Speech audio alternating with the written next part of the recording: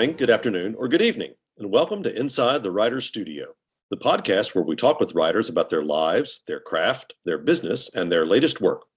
I'm your host, Charlie Lovett, and our podcast is sponsored by Bookmarks. Bookmarks is a literary nonprofit whose programs include the largest annual book festival in the Carolinas. Come visit Bookmarks at our community gathering space and nonprofit independent bookstore in downtown Winston-Salem, North Carolina. Inside the Writer's Studio is also proud to be an affiliate of Libro FM, the audiobook platform that supports your local independent bookstore. Stay tuned at the end of the podcast for more information on Libro FM and a special offer. My guest today is Stephen McCauley, whose novel You Only Call When You're in Trouble was published in January. Stephen, welcome to Inside the Writer's Studio. Thanks for having me on, Charlie. So your opening few sentences in this novel are all about choosing the right words. I wonder if you would tell us a little bit about the opening, why you wanted to open the book this way, but also about your technique for choosing the words to get a sentence or a phrase just right, both linguistically and emotionally. Yeah, that opening little chapter, I guess reads a little bit like a prologue or an introduction, was the last thing that I wrote for the novel. And I wasn't anticipating beginning that way at all. In fact, for a couple of years when I was writing the book, I began it with what is essentially, one of the last chapters in the novel currently. And the idea of this, the woman who narrates this chapter, or her point of view in any case, Dorothy, trying to choose the right words, was really about the character's need to balance being honest and actually hiding the truth of much of her life. And one of my favorite lines in that is that she said she hated to be considered by a liar by her daughter, especially as a result of telling the truth. And there was something about her relationship to truth and lies that was very important to me. So I have her writing several versions, several, drafts of this email that she wants to send her daughter, and eventually finding the right one, but failing pretty miserably in a sense. As for myself, I'm a very slow writer. It's very intimidating for me to talk with someone as prolific as you are, who's,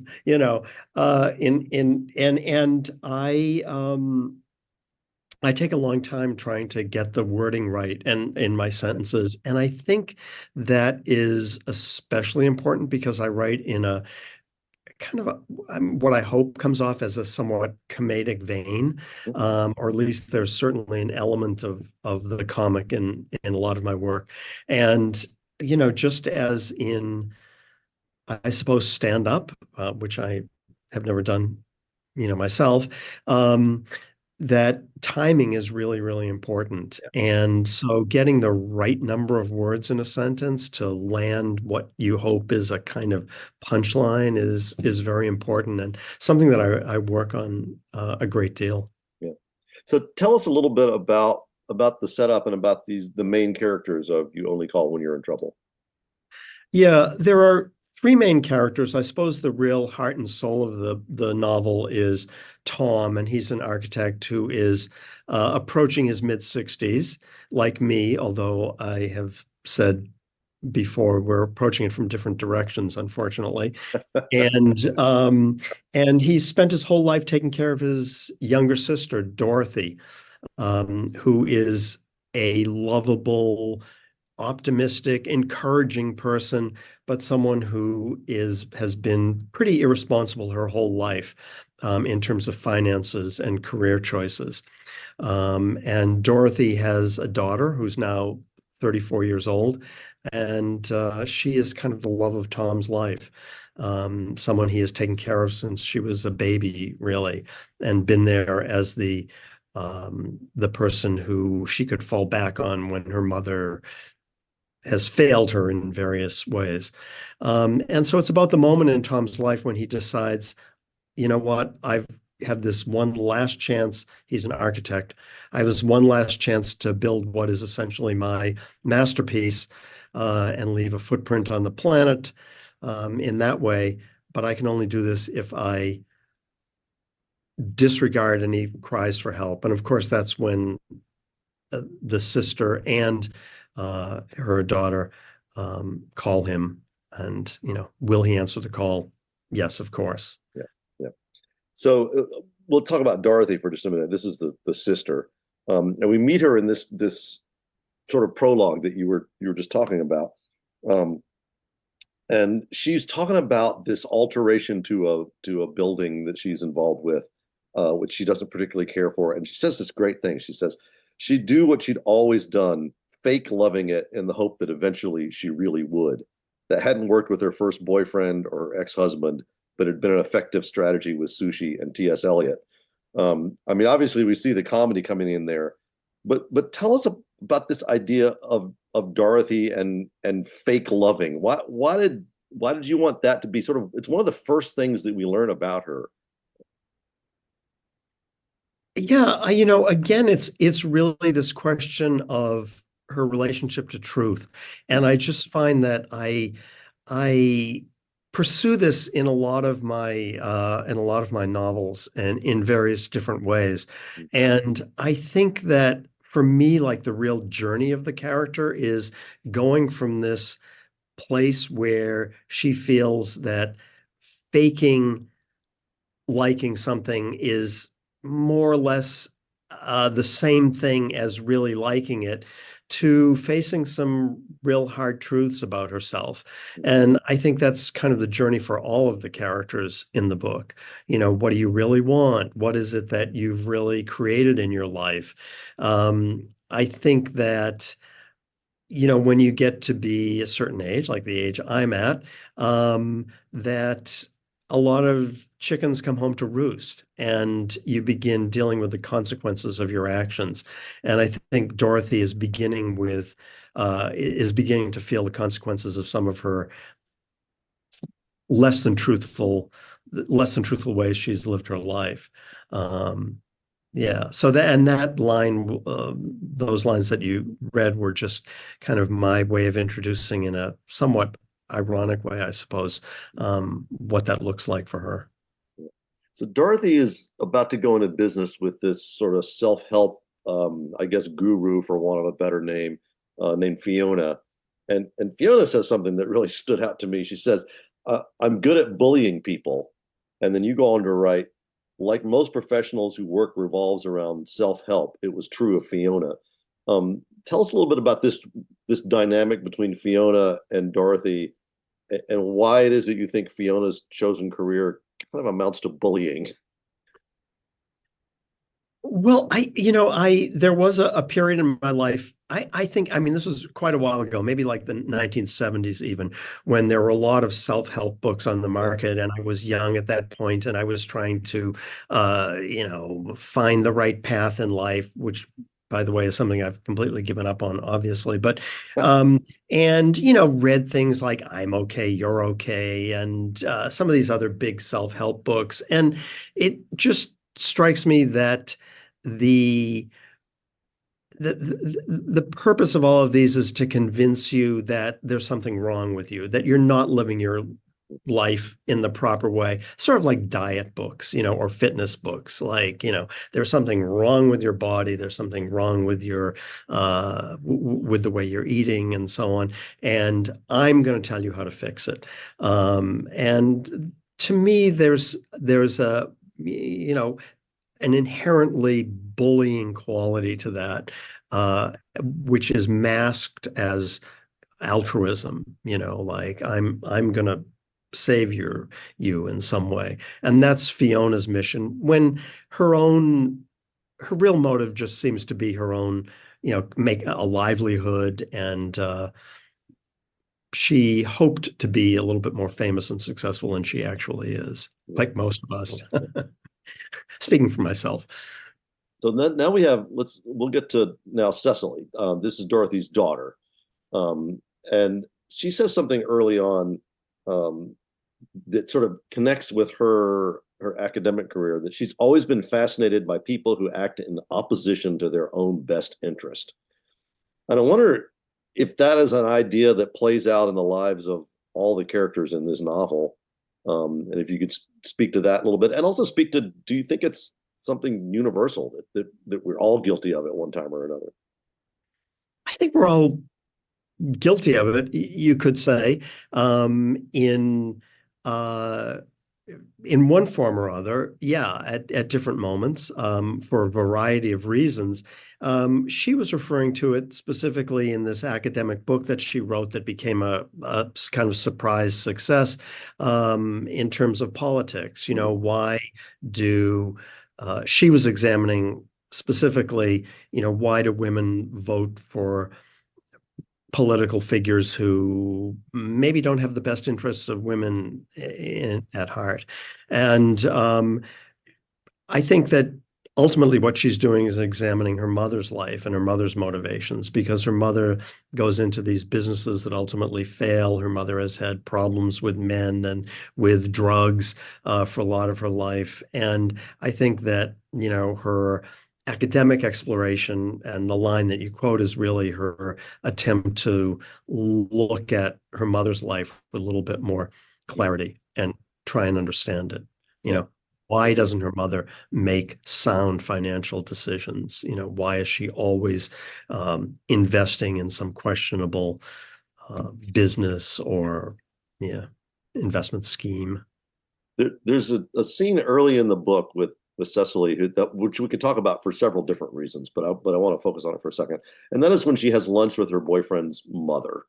Um, and I wondered if you could use that scene as an example to talk to us a little bit about how you write a great scene that has compelling characters and layered conflict, because that, you don't think of a scene like two people sitting at a table, that doesn't automatically seem compelling, but this is a great scene. Can you talk a little bit about how you structured that? Well, thank you for interpreting it as it's a good scene. I mean, I think that you have, in that scene, I had two characters who are connected by a third person, which is to say, it's Cecily's boyfriend's mother, and Cecily has a very strong desire to have a good relationship with this woman, because she knows that to some extent or other, her domestic romantic relationship depends upon her having a good relationship with her, in essence, mother-in-law. And the mother-in-law does not really like Cecily. She's like 2 years older than her son, which she thinks is wrong. And she understands. And the other thing that kind of drives the scene is that, at least for a portion of it, there's a secret. The mother-in-law knows something about Cecily and about a dilemma that she is facing in her professional life, that Cecily doesn't realize she knows about. And so pretty much every line that each of them says is loaded, with some ulterior motive. And that to me is just like the most fun scene to write, because people are just at cross purposes, and yeah, and there's just, shifting power dynamics throughout.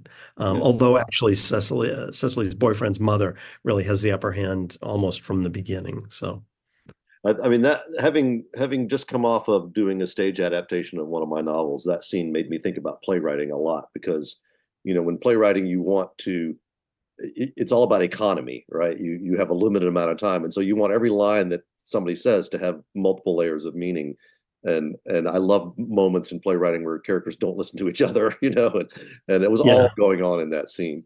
Um, so yeah, let's move and on. non sequiturs and Yeah, yeah, because and that's the way we talk. right, Uh, exactly.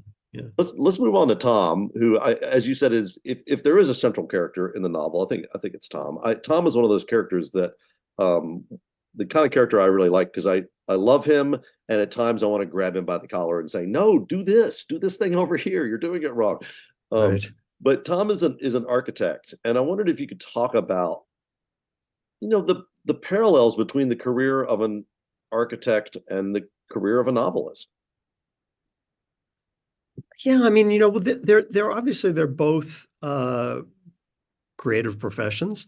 I think they're both professions that are maybe look a little bit more, I don't want to say the glamorous, but maybe more impressive from the outside than they do from the inside. I interviewed a bunch of architects when I was writing this novel, and everyone, kind of complained about the fact that they're underpaid, that from the outside people think, oh well, Frank Gehry or something, Yeah. and it has a lot of status that in fact it doesn't, quite play out that way. And I think that that's similar to being a writer at times, certainly.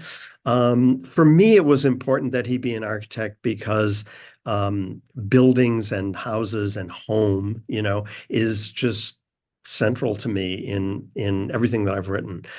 People's search for a place that they can identify as home. And one of the inspirations for this book really was this building that it was owned by a friend in Woodstock, New York. It was this big, rambling, um, white elephant of a building. And that's where I put Dorothy, just kind of, she purchases this house and is saddled with it. And it's way too big for what her needs are. And Tom's focus is building small spaces and space economy of space, which is kind of something I chose because I really like small spaces and I'm very comfortable in small spaces. And I wanted to indulge in that, in my writing. But of course, it fits his personality perfectly because he's someone who doesn't want to take up too much space in the world. Tom describes architecture as destiny. He says architecture is destiny. What does he mean by that?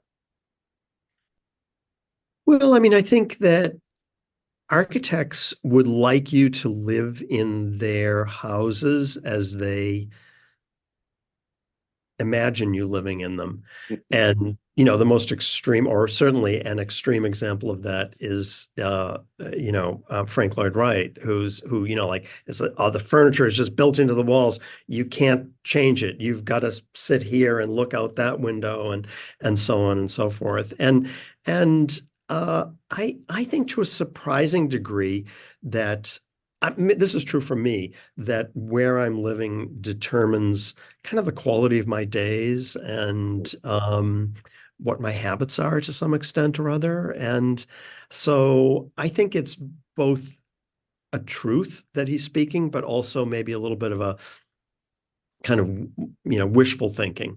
That you can control someone's life through architecture. He's building a guest house for a friend of his, and he has very specific ideas about what it's supposed to look like, but at the same time, he wants it to help her contain some of the drama of her life and maybe rethink it in certain ways. Yeah. It strikes me, I've lived in the same house for 25 years now, and we've built additions and we've done renovations and we've done, I'm sure the original architect, because it was a custom house, if the original architect came back, he might be horrified or he might think it was wonderful. But I feel like I've shaped my house, but my house has shaped me also. Just the decision Yeah, to buy this particular home has led my life in directions that another home would not have. So, that's interesting. In what way? well, I mean, I think some of it is a house that was built for entertaining. It's a house that is not, it's sort of hidden away from its neighbors. So maybe it's made me more of a, you know, not hermit, but less connected to my neighbors than I might have been otherwise, and yet more excited about having 35 people over for an author's dinner or something like that. I don't know. Right. It's just it's a strange relationship we have with the places that we live in, isn't it? Yeah. And I think you're right. I mean, I think that's particularly true of the ability to host people. And I know, some people who live near me in Cambridge, Massachusetts, where I live, who are always doing that, like having Yes. authors dinners or events after a reading or something because they've got the space for it and because there's something about the quality of the space that is really conducive for that. So, Well, there was something you mentioned about Tom that earlier, which I found that I really liked because I feel like we're living in a literary landscape these days, and I'm guilty of this too, where a lot of our heroes in the novels that we read are, the age of my children or younger. And Tom is my age basically. I mean, he's in his 60s, um, which is refreshing for me being in my 60s. But what do you accomplish? And taking away the fact that he is of a similar age to yourself, what do you accomplish by writing a character in his 60s that's different from writing a 30-year-old hero or 35-year-old hero?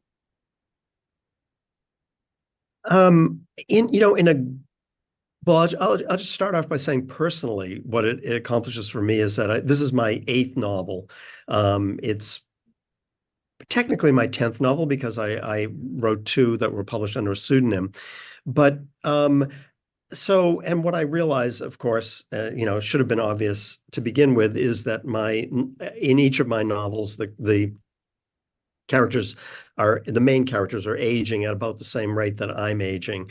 And so, although none of my novels is truly autobiographical, for example, I don't have a sister, I'm not an architect, I'm nowhere near as generous emotionally or financially as Tom is, that there's a way in which they're kind of form maybe a little bit of an emotional autobiography in a sense, in that the characters, to some extent, to a great extent, actually, see the world the way I do. And it gives me kind of a mouthpiece for my observations of life at this stage of life. And I cheat on it a little bit in this novel because I have at least two other points of view. One of Dorothy, who's a slightly younger woman, and Cecily, who's 34 years old. So there are other points of view, but just as the guiding, you know, idea, that's what it. So I guess what it accomplishes for me is um, it allows me to express my views of the world in Yeah. a sense. And I think that's, it's done subtly because there are places where I would go back and I would say, oh yeah, Tom said something about life, and then I go back and I look at the paragraph and I go, oh wait a minute, that's not in quotation marks. Tom didn't say that. Actually, Stephen said that. But the way you weave that in, I think, is really nice. Where we're in the context of the lives of other characters, but there is room for sort of authorial commentary. Yeah, I mean, there's no getting away from the fact that we're always, to some extent or other, creating the world through the lens of our own experience as writers. And I don't think that's a bad thing. I think that's what makes work interesting. And even people like yourself who write very, very diverse kinds of novels, that there's a guiding aesthetic or point of view that connects them all. And that's what makes me want to read things. Well, let's talk a little bit more about this relationship between Tom and Cecily and the reasons. Can you sort of explore the reasons behind this sort of intensity of his feelings for her? Because he says this is the most important relationship in his life.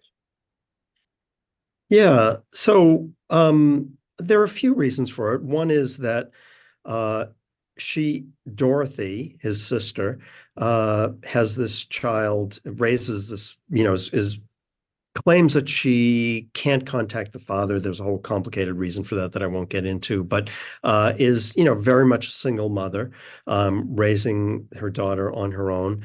And as we've already discussed, is someone who is not terribly responsible in terms of finances and caretaking. And as soon as he picks this infant up in the hospital, he looks at her and he feels as if she's saying to him, you're going to take care of me, aren't you? And he promises her that he will, and that carries on through the rest of his life. And there is also another reason, which is that Tom, who's gay, uh, his own father died very suddenly when he was in his early 20s, I think. And his mother kind of implies when she's talking to him that the father had, I believe it's an aneurysm. I honestly don't remember now Yeah, I how think I that's what it killed was. off the father, but that it's because the father, read some journal of Tom's that he left behind when he went off to college, discovered that Tom was probably gay and was just so upset about it. So he's carrying around this terrible burden of guilt, and he's trying to make good on all that, really for the rest of his life. And this is well, yeah. So Well, so and Cecily, I think you might have mentioned this, but if not, Cecily works in academia, and we find out early on that she's the subject of some sort of investigation. But she said something that really struck me. I mean, my father worked in academia for 40 years, but retired in 2002, I think. Um, and so I had that connection to that world for a long time and saw how it evolved and have seen how it's evolved since then to a certain extent. But she says in academia, discomfort of any kind was increasingly equated with trauma. Cecily's instincts were always to make her students as comfortable and at ease as possible, but another part of her thought that some of this was the equivalent of infantilizing 20-year-olds at the exact moment they should be trained for adulthood. And I just wondered what your assessment is of this balance between in academia and anywhere else between comfort and between real learning, which sometimes happens most effectively at, I think, at least in my life, at points of discomfort. yeah, well, I began teaching, at the college level in 1987, shortly after my first novel was published, and it hasn't been really steady, but it's been pretty steady. So I would say I've probably been teaching for at least 30 years, if not longer. And it has changed a lot, and I mean, that's an example, the lines that you just read, of something that's given to the character of Cecily, but really comes from my own Yeah. feelings about my profession, this other part of my profession, which is a teacher, and really wanting to improve the lives of my students and not make them unhappy or miserable or triggered, to use a very trendy word. But at the same time, recognizing that there is increasingly a lot of infantilizing that I see in academia of students. That if you uh, assign a story that contains any number of things, that you're supposed to put a trigger warning on it. You're supposed to tell them that you don't have to read this if this is going to be upsetting to you. The most extreme example of this was because I teach mostly creative writing classes, a student who turned in a story, and she had, and this was not ironic, had a trigger warning on the top, trigger warning, this story contains food. And I I guess she was concerned about students who have, eating disorders or whatever. But to me, it was just the ultimate example of, like, somebody's going to be triggered by something, and let's just learn from this experience. I mean, that's what art is. That's what literature is. As you say, you know, it's not knowing, it's the discomfort of what you're not familiar with and what you're not at ease with, that pushes you to examine yourself and to learn more. Mhm. So, Mhm. So we're about 60 pages into the novel, and I'm not gonna say the details of this, but we're about 60 pages into the novel when we discover the details of why Cecily is being investigated. And I've had this discussion on the show a lot with people who write mysteries and thrillers, but we haven't talked about it that much in other genres. And that is this question of how do you know when it's time to tell the reader a certain piece of information? How do you decide how to dole things out and not let them know too much too soon, but also not let them be know so little that they're confused or uninterested in what's going on? yeah, Well, I mean, the question sort of implies that I know how to do that, and I'm not sure I do. But that was just an instinctive move on my part. I mean, I just thought it would be more interesting if you if the reader didn't know the exact circumstances surrounding the accusations that were made against Cecily, because it's all kind of a gray area. You know, Cecily is certainly not guilty of the things that she's accused of, but she is responsible for, behaving in certain ways that she could have behaved more appropriately in terms of, just putting limits on the even the intellectual advances of her student, which led to misunderstanding and so on.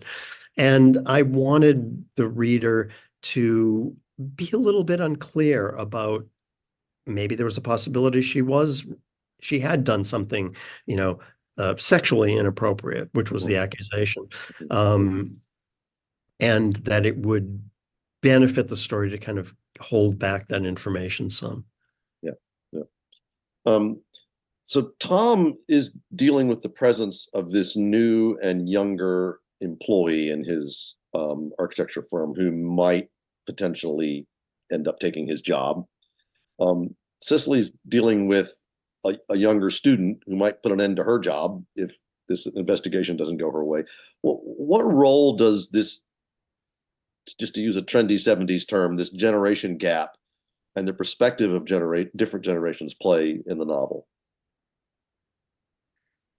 It plays a lot of it plays a big role. I mean, the review of this novel in People magazine said something about, like uh entertaining observations about academia and aging, which was meant in a complimentary way. And I thought, well, there goes there goes the sales of this book.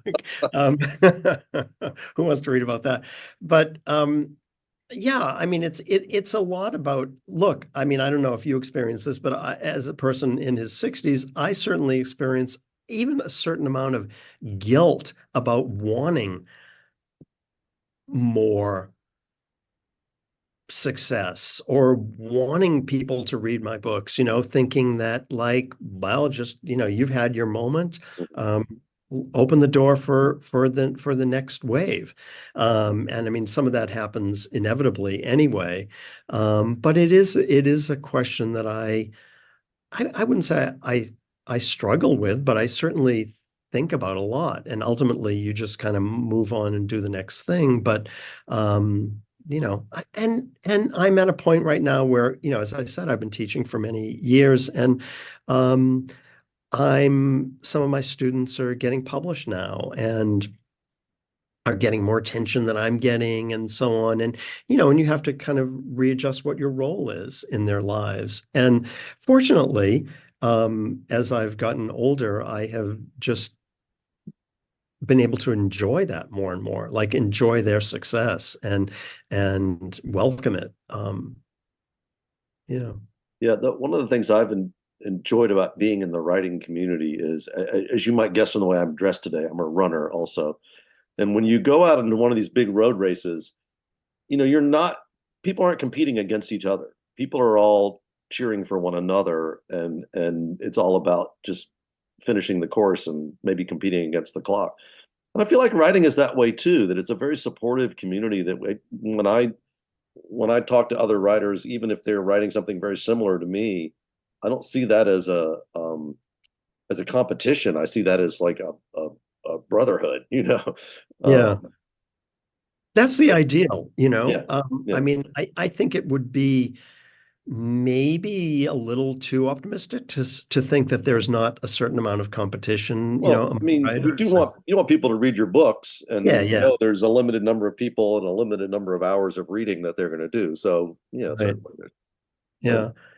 I, one I of the find as I get older, as I said, I really have put a focus on, like, nurturing my contentment with where I am in my life, because there aren't that many opportunities to change it radically. And along with that comes like truly enjoying other people's success Yeah. and Yeah. like really feeling that because like the opposite is very uncomfortable. And why make yourself miserable? Why not just enjoy it? Yeah. One of the things that Tom said, that he says a lot of things that strike me, but he says that he believes that narcissism is an essential element of all dictatorships and most innovation.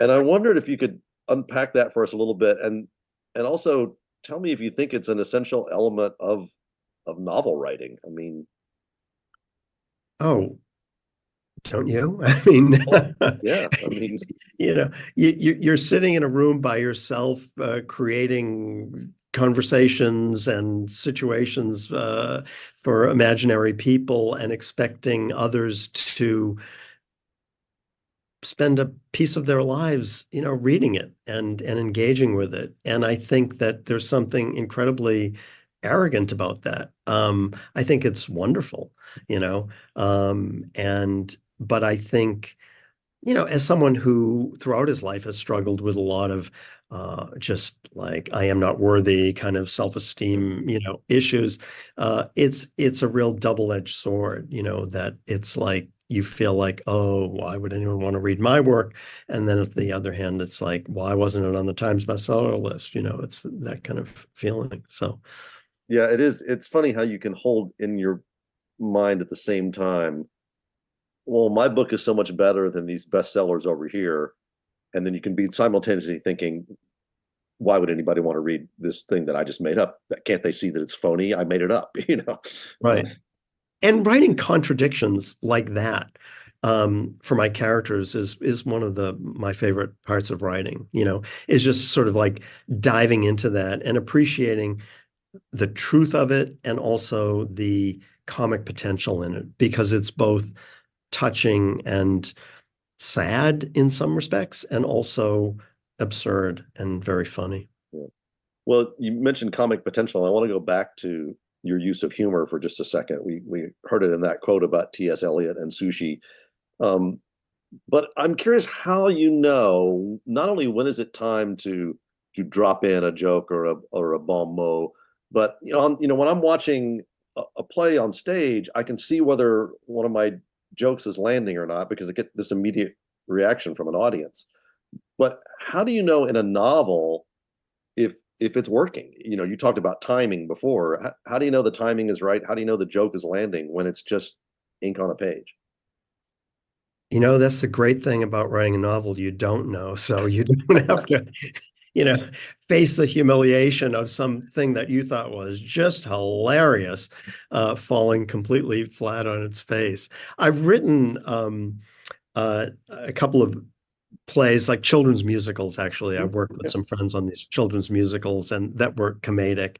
And you said, I don't know about you, but I would sit in the audience and wait for these lines that I just thought were kind of bring down the house. They were so funny. And sometimes it happened, and a lot of times it didn't. And of course, a lot of that depends on the delivery as well. Um, but I think that I, for me, it's really important that there be some this line about the T.S. Eliot and sushi and so on. I mean, it's a little bit absurd, but there's also some truth in that, for people of how people live their lives. And I don't think it's funny unless there's some real strong element of human behavioral, psychological truth in the lines, Yeah. you know. I also wrote children's plays for many years, and yeah, it was always fun to watch the different reactions between the audience of, say, kindergartners Right. versus an audience of parents. Where the little kids would laugh at all the physical humor and the silliness, and the adults would understand the more sophisticated jokes. But we had to tell the young actors, like, you have to be ready for anything. You can't. And but that does bring up this issue of watching your characters that you've created in a novel take on their own life through actors and adaptations. And as I said, I just a week and a half ago did an adaptation of, well, I've been writing it for many years, but saw the world premiere of a play that was based on one of my novels. And I wonder what it's Congratulations. like for you to watch those film adaptations, um, and to see these characters that you've created sort of, taken over by somebody else. You know, so three of my books were adapted for movies, one here, and two in France. And in the one here, was so different from the novel that in certain respects it was kind of, I don't know, blessing is too strong of a word, but it was a good thing because I didn't get that invested in it. I knew immediately the screenplay was written by Wendy Wasserstein, who was a Yeah, Pulitzer Prize winning playwright and so on. And I knew as soon as she was hired, which I was grateful for, that it would be her aesthetic and her sense of comedy and her world. And it truly was. And so I could recognize like some ghostly similarities, but there was not one line of dialogue in the movie that was from the novel. interesting. And Yeah. yeah, so I've said that it's kind of like having a dinner party and inviting, and like all these people you didn't invite showed up, but they seem to be having a great time, so you just kind of go with it. So the tagline for this book, and you kind of touched on this a little bit earlier, but at the top of we always have to, as authors, we always have to do this where they say, okay, come up with one line that summarizes your whole complex novel, and that's I think it's one of the most difficult tasks to do, especially when it's a character-driven piece like this. But anyhow, the line is it ever okay to stop caring for others and start living for yourself? And I wondered if you could sort of, without giving too much away, just sort of tease out how that line applies to these three main characters in the novel, and whether or not you have an answer to that question. I have an answer that there's no message in this book. There's really no, I don't try to, you know, force a message in any of my novels, I hope, but that I view them as entertainment, hopefully kind of semi-intelligent adult entertainment. Um, but I do feel, I mean, my own self, I really kind of value good citizenship and um, being a responsible member of a community, whether that's a family or a neighborhood or a condo association or, what it is, academia. Um, and I feel as if that's being a little bit devalued at this current moment in time in various ways. And I wanted to make a case for the value in making sacrifices for other people. And, I feel as if I'm, again, kind of looking at my life and thinking, gee, I spent all this time teaching, and maybe if I had been teaching less, I would have been writing more. But there's no going back. And so what I've come to, and it's sort of come to me in a very genuine way, is just appreciating that, you know, teaching has been a part of my creative life. It's been an essential part. It's had some value. I'm sure there are a lot of students who would forgot that class and hated it and so on, but others whose lives were positively impacted by it, even in a very small way. And that's kind of what I was trying to come to at the end of this novel Mhm. is the value in making sacrifices for other people. Yeah. Yeah. We like to end every episode of Inside the Writer Studio with the same 10 questions. You should be able to answer each of them in just a few words, but hopefully they'll give us a little more insight into you and into your writing. So we will begin. What word do you love to work into your writing? Apparently, that word is vague because when I go through my manuscripts, the word vague just pops out all over the place, like a vague discomfort, a vague sense of pleasure, whatever it is. So I don't like putting it in, but I subconsciously, apparently, I do. What word do you hate to encounter in other people's writing? Any word that sends me rushing to the dictionary. Where's your favorite place to write? That's very easy. My favorite place to write is in the top floor of the public library in Provincetown, Massachusetts. And it's an incredible room with it's like a mezzanine on the top floor, and it just has views of the ocean. Mm. And there are a lot of tourists that pass through there constantly. And there are there's a children's room that sort of bleeds up into that space. But I even like those distracting noises. I focus inward as a result of them. So Where could you never write? I have never been able to write at home. Hmm. I have a very nice study. I can close the door, it's quiet, but I'm incapable of writing at home. To what rule of grammar do you pay least attention? Oh, well, I just got an email from a reader uh, criticizing my grammar. So apparently, every rule of grammar is the ones that I ignore. I don't split infinitives like I don't care. What was the first book you remember reading? I think, well, I'm sure this was not the first book that I remember that I read. I know it wasn't the first book that I read, but I remember like really loving Johnny Tremaine by Esther Forbes, which is about, Boston and the Yeah. Yeah. yeah. What are you reading now? I'm reading three things actually. I'm listening to um, this was a recommendation by a student, although I guess everybody else in the world has already read it. The Silent Patient by Alex Michaelides. Is that how you say his name? Yep. Yep. Um, and then on my e-reader, I'm reading. I'm not going to remember, but the most recent novel by William Landy, who's most famous for having written Defending Jacob. And on paper, I'm reading a novel that I found on a, you know, table in a hallway somewhere, called The Beauty of Men by Andrew Holleran, who wrote most famously Dancer from the Dance in the 1970s. And it's about aging and loneliness and longings. Yeah.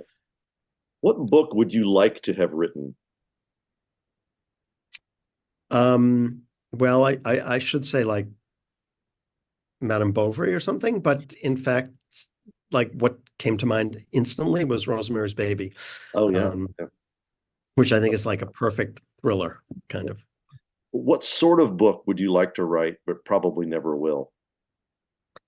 I keep trying to write a psychological thriller, but I don't seem to have it in me, but we'll see. I'm working on a book now that's kind of like an erotic thriller, but it's neither thrilling nor erotic, so I don't know what it's going to be. And finally, what would you like to hear a reader tell you?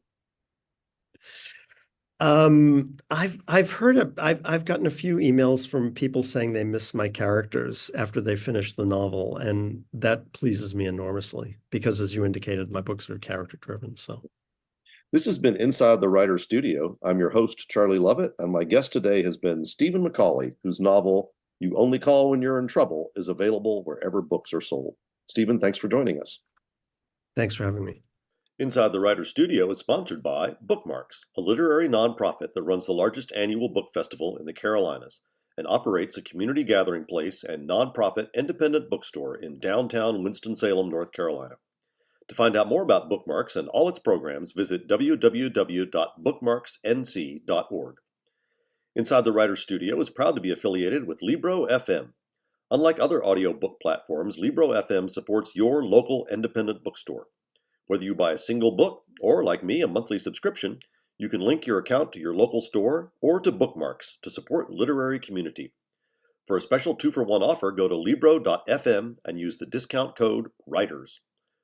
If you've enjoyed Inside the Writer's Studio, please consider leaving a rating or review online at Apple Podcasts or wherever you get your podcasts.